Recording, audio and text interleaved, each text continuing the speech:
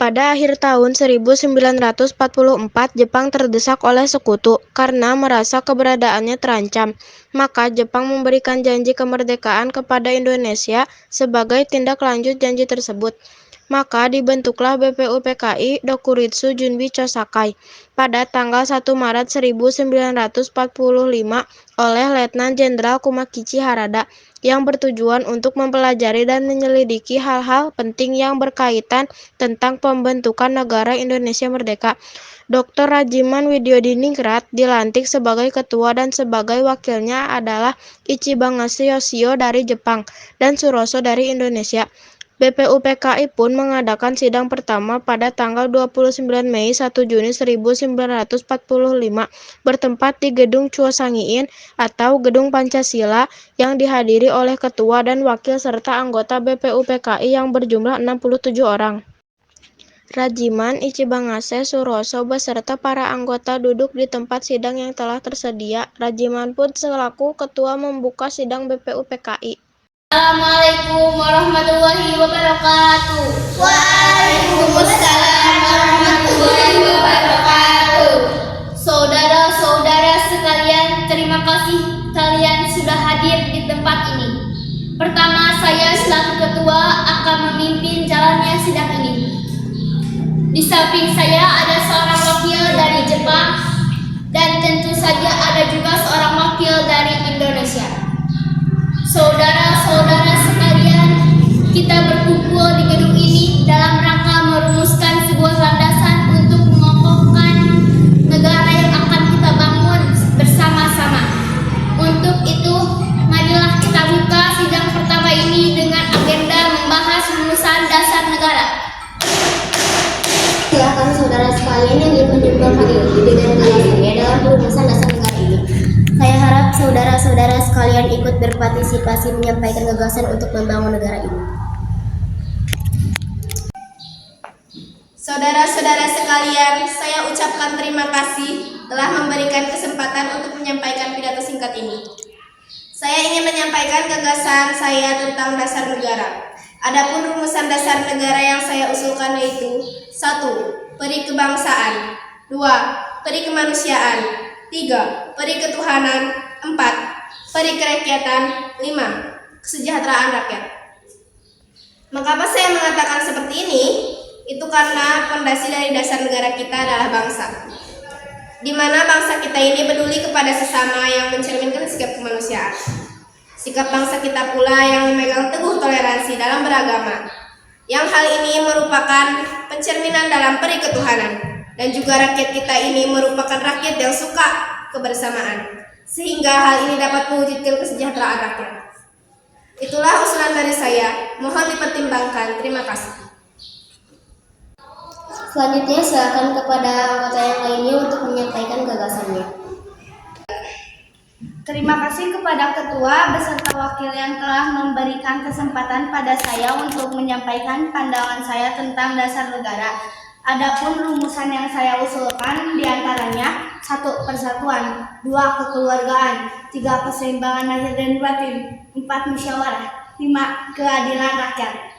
Demikian gagasan yang saya sampaikan, mohon untuk dipertimbangkan. Terima kasih. Silakan anggota lain untuk menyampaikan gagasan tentang dasar negara.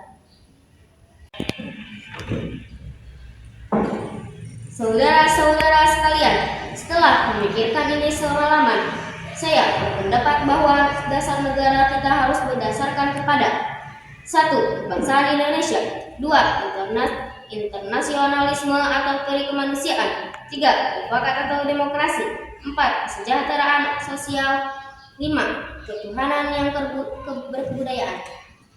Saudara-saudara, dasar-dasar negara telah saya usulkan.